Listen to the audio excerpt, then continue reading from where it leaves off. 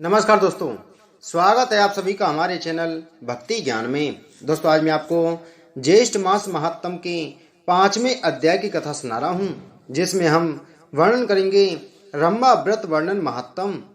ऋषि कहने लगे कि हे स्कंद जी, स्त्रियां सौभाग्य के लिए ज्येष्ठ मास में कौन सा व्रत करें और क्या दान करें, सो आप कृपा करके कहिए। स्कंद जी बोले कि किसी समय कैलाश पर्वत पर भगवान शिव जी सुख से बैठे थे। तब पार्वती जी हाथ जोड़ और प्रणाम करके शिव जी से कहने लगी कि हे शिव, हे शंभु, हे जगन्नाथ, हे सर्वज्ञ, हे सुखदायक, मेरे समान ऐश्वर्य सुख और सौभाग्य जिस उपाय के द्वारा अक्षय नाश रहित हो, और हे कृपा निधि, आपके साथ में अजर और अमर होकर रहे, ये किस व्रत से संभव होगा? कृपा कर मुझे बतावें। एक समय जप और तप से गर्वित होकर सावित्री ने अपने स्वामी का गृह त्यागा और समस्त लोगों को श्राप दिया। उस समय आपने सावित्री को मना नहीं किया और वह ब्रह्मा से कहने लगी कि हे निर्लज्ज, बकरी के गले में बिना दूध के निरर्थक स्तनों के समान तू प्राणों का त्याग कर। इस प्रकार सावित्री के वचनों को सुनकर ब्रह्मा जी का कोप के मारे लाल मुख हो गया और कहने लगे कि हे मूढ़े, तू पृथ्वी पर वृक्ष योनि में होकर वास कर। जब देवताओं ने प्रार्थना की तो सावित्री ने उसके शाप से उद्धार कर दिया।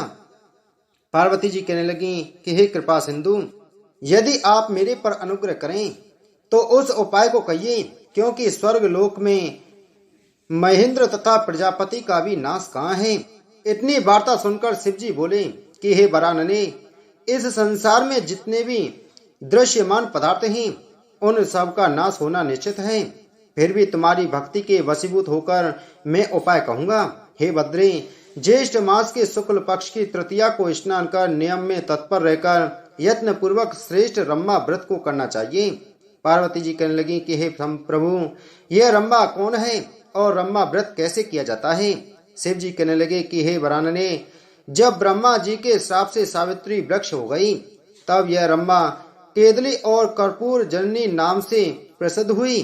तब क्रोध से संतप्त होकर सावित्री अपने पिता के आदेश से ज्येष्ठ मास में स्नान दान आदि 5 वर्ष तक किया। तब ब्रह्मा जी प्रसन्न हो गए और ज्येष्ठ शुक्ल तृतीया को सावित्री के सामने प्रकट होकर ब्रह्मा जी ने पृथ्वी के बहुत से दुर्लभ वरदान दिए, उनको तुम सुनो।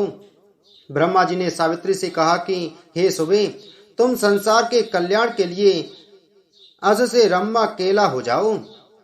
जो ज्येष्ठ मास में तुम्हारी ज्येष्ठ पूजन करेगी, उनका सौभाग्य सुख और संपदा अक्षय नाश रहित होगा। ऐसा कहकर ब्रह्मा सावित्री के साथ सत्यलोक को चले गए। शिव जी कहने लगे कि वह सावित्री के शाप की कथा तुमसे कही।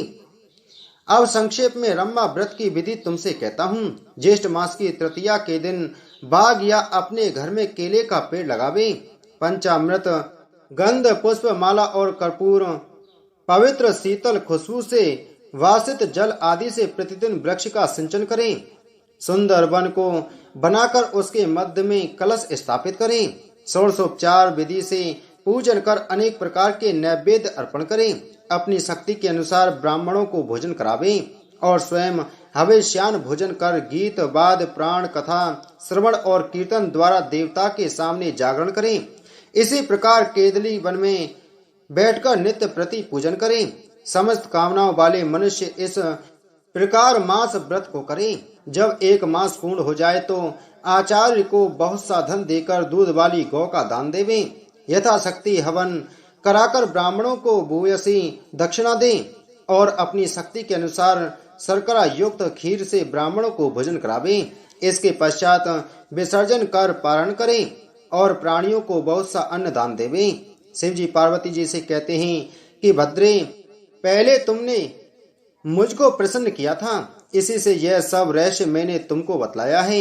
इस व्रत को यत्न पूर्वक करो, तुमको शाश्वत फल मिलेगा। प्रथम सूर्य पुत्र के विग्रह से जगदीश्वर ने इस व्रत को गुप्त रखा था। उस पवित्र व्रत को जगत के गुरु श्री शंकर भगवान ने दीनों पर कृपा कर श्री पार्वती जी से कहा। इति श्री ज्येष्ठ मास महात्म रम्मा व्रत वर्णन महात्म 5म अध्याय संपूर्ण। बोलो ज्येष्ठ मास महात्म की जय। बोलो श्री विष्णु भगवान की जय।